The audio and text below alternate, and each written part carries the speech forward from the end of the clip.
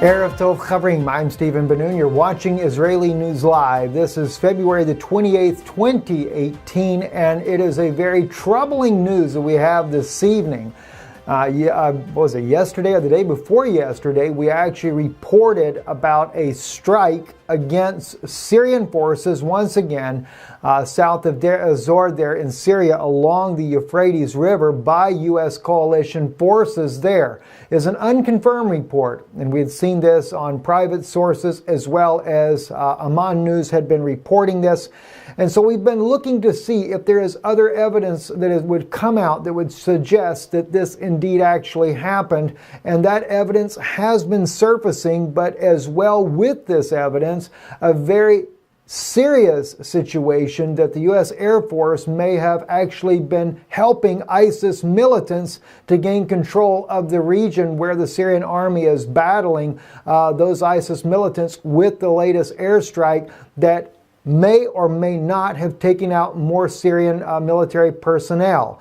Let's get right into it right here. This here is on samlatouch.overblog.com. U.S. continues shelling of Syrian government forces. They brought their article out on the 27th. The article does go into the things that we were sharing with you. It says here, according to sources, fighter planes shelled army positions at the northern entrance of Deir ez-Zor town near Al-Saliyeh settlement, adding that the Syrian air defense units opened fire on U.S. fighter jets. Officials in Damascus and Washington have not yet commented on the incident. Other sources who preferred to remain anonymous said that pro-government forces have captured 22 areas in an attempt to recover energy resources in rebel-held areas in Deir ez-Zor province, but have had to retreat after the strong U.S. airstrikes. A media reported earlier this month that a U.S. Army attack drone had destroyed a Syrian army tank east of Deir ez-Zor, becoming the second raid in a week's time. The U.S. Air Force on the Syrian army, launched an attack on the Syrian army. Reuters' Arabic language website quotes a U.S. official who reports that a U.S.-based MQ-9 drone destroyed a Russian T-72 tank from the Syrian army in Deir ez-Zor. Now, it's going to get a little bit more serious, friends. We were able to, from Ali Saeed, he shared this particular video footage that allegedly shows the missile air defense system going off to intercept or try to intercept U.S. planes overhead that were dropping the bombs. Now, we did find one video out there that was showing the area being bombed. It was in the daytime, so we knew that this was not accurate from what we're seeing, because we know that this alleged incident did happen at nighttime. All right, but I want to continue on as well. The Syrian Observatory for Human Rights, their paper coming out on the 28th as well today, they also, speaking about an international coalition warplanes commit a new massacre in East Deir ez-Zor and killed 22 people, mostly women and children. They're not acknowledging the deaths of the Syrian Arab military in this particular article here, but they do mention the deaths of civilians as a result of that. And then I come across this particular footage showing, and I'd also found photographs of this already. This is alleging in this particular region here, where it says footage showing the aftermath of U.S. airstrikes that killed, now they say 30, mostly women and children, northeast of Al-Sha'af village of Deir ez-Zor, Syria. All right, now the different ones spell that name differently. The Sha'af, some say Sha'aya, depending on who actually does it. I want you to be able to see this, though. I'm going to blow this up on the screen. These are the craters here, and there's actually, I think there's 3 of them. And the footage that I was seeing, there was 3 different craters there. Oh yeah, they are showing more of them. You can see them all down through the road here. Massive craters in the street. When I first began to see these craters, because I couldn't imagine what type of ordnance would be doing this type of massive craters. But I'm sure those of you that have been in the military and actually have seen in action, you know what type of craters what type of bombs could actually make this type of craters. But when I first saw it, I thought, okay, what type of ordnance would we be using for the U.S. military that would leave this type of craters in there, So I did a little research, and of course I came across the JDAM, the bomb here, which also can be a guided bomb that can be used by the United States Air Force. And sure enough, it makes a blast, kind of like this one right here. Unbelievable. Look at that. I mean, this is a building and concrete flying up into the air. It looks like, who knows, maybe about 60 feet up into the air, at least. Huge concrete structure flying up into the air. And of course, let me back up just for a second here, give you a better idea. This is U.S. military personnel sitting here in the ditch here with his M16, and this is just showing you how big of a crater that rascal can make. And sure enough, that's the type of craters we're seeing there inside of Syria. So it is consistent with what we're seeing there. So I can see that, the video that they're showing there may very well be exactly what they're showing on there, may be very well exactly those very craters there. And again, so I'll show you these craters here and just the massive size they are. But here comes the troubling issue, guys. The troubling issue is not so much that America used the JDAMs in there, but what is going on in the aftermath of these bombs being dropped here. Now this is on the live view map that we can see. It says here, this was a day ago, ISIS reports that it has destroyed 2 Syrian Arab tanks in the Al-Sawaya area in the southeast Al-Bukamai in the governorate of Deir ez-Zor. Now again, that name right there, Sawaya, is the same name as the other one that I just showed you in that particular video here. They just spelled it a little differently, where he actually says it, Sha'af village there. All these areas here, I've looked them up on the map. They're pretty much all in the same location. This is down by the border, and you have to keep in mind, way over in this area here is Al-Tanf. This is where the U.S. has a major military base there. This is where we reported, I don't know, a little over a year ago, the U.S., Norwegians, etc., were all coming across there in this region here. This Free Syrian Army has moved in all these directions here. And of course, the rich oil reserved areas there, this is where the battle is at. And the U.S. with the Kurdish fighters have come down into here, but they're not allowing they're not allowing Syrian forces to get anywhere near these oil reserves there. They're keeping them for themselves. They've been bombing down in this region right here near Al-Qaim. And of course, we have Deir ez-Zor up here. And this is all this area right in here is where this fighting is going on. And ISIS militants are getting the upper hand on the Syrian forces. And I've got several places about this. The Qassim News is reporting ISIS new offensive targets Syrian regime positions, eastern Deir ez-Zor.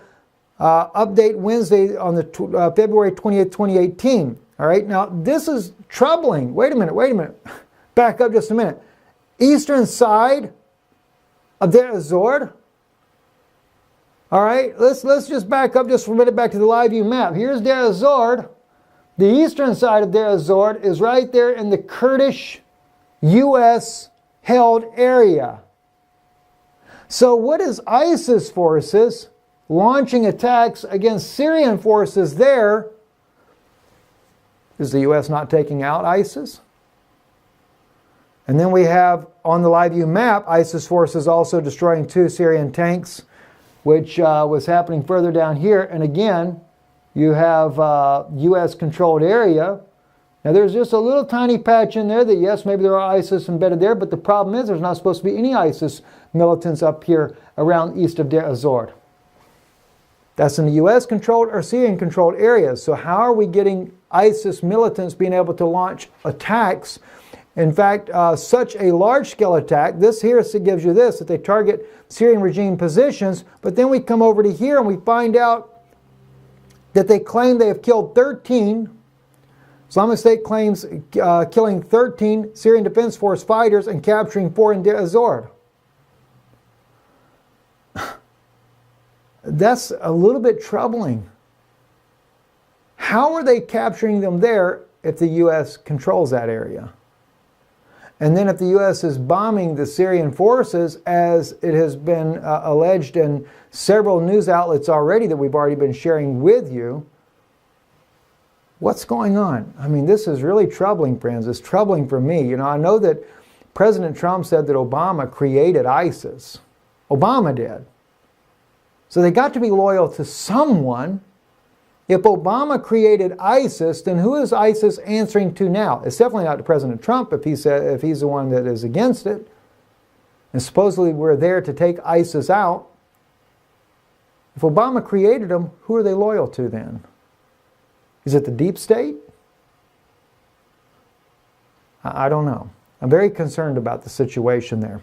U.S. Journal of says here, Russia threatens our ability to dominate airspace in the Middle East. Sputnik News is reporting that right there. In a statement on the U.S. House Armed Service Committee, General Joseph Votel elaborated on the key military challenges to the U.S. in the Middle East. And because of Russia's presence there and their S-300, S-400 defense missile systems in the region there, they don't have the ability to conduct the war against Iran the way they would like to. It's really turning into a mess. And I cannot help but see that it won't be long before something is going to break. And I'm afraid it's not going to be good. Neither for the Russians, the Syrians, nor our American servicemen that are trying to fight over there as well, and all the others that are involved in these battles here. Is going to end up very bloody in the very near future. That's what concerns me. Putin says shelling from East Ghouta, which hit Russian embassy in Syria, won't be tolerated forever. So now the Russian embassy has been hit by the continued shelling of those militants in East Ghouta. And speaking of that, let me just quickly, I want to show you something. They talk about the civilian casualties there in East Ghouta, and I want to show something to you that the news will not show to you. So we'll bring this up real quick if I can show that. They are, in East Ghouta, the militants have imprisoned the women over there, and I have watched where they're driving them through the streets. I want to just see if I can pull any of this up real quick for you so you can see this. They're really trying to keep all this kind of down, but the actual information that I saw myself was very troubling indeed, and showing these women and men both in cages, imprisoning them, taking them around East Ghouta, leaving them in harm's way to become victims to the bombing of the Syrian government and the Russian government there inside of East Ghouta, only to help bring more attention to, here we go, right here. EraseTheFuture.com. Well, they don't show the picture when you actually click on the article. I forgot all about that there. But so let me just blow this up for you so you can see this a little bit better here. There are videos of this as well, and you have to really get it big so you guys can see that on the screen here. So let me kind of, all right, all these here are Islamic women or Muslim women that are there in cages. There were several trucks driving around in East Ghouta with these cages in the back, full of their prisoners there. And also the stories that are coming out that they will not allow civilians to leave East Ghouta. They want the death toll to rise. They're putting them like this in cages, leaving them out to be targets for the Russian and Syrian government there, so that when they die, then they can rush the white helmets in and make it look like it's worse than what it really is. And this is the type of things that is going on over and over and over in East Ghouta, while mainstream media makes it look like, that all the evil regime and the Russians, and granted, I know there's people that are dying there, and I hate to see that regardless, but to see what they're doing, here we go right here. Here's a video of it. Just another one. Different women all together in this truck here, and then they have in this one here, they're going to have men in this particular one here. If the video will play that for you guys there. And several of them. It's not just one or two. Several vehicles there of these people being held as prisoners, and they're being used as guinea pigs for the Russian bombs. So very troubling indeed in East Ghouta right now that they are keeping the people in prison and using them as human shields or as targets while they continue to lob attacks against Damascus. So it looks like to me that we're really about to see a very serious situation happen there, and it's just not getting any better. I'm Stephen Ben-Nun. You're watching Israeli News Live. Erev Tov.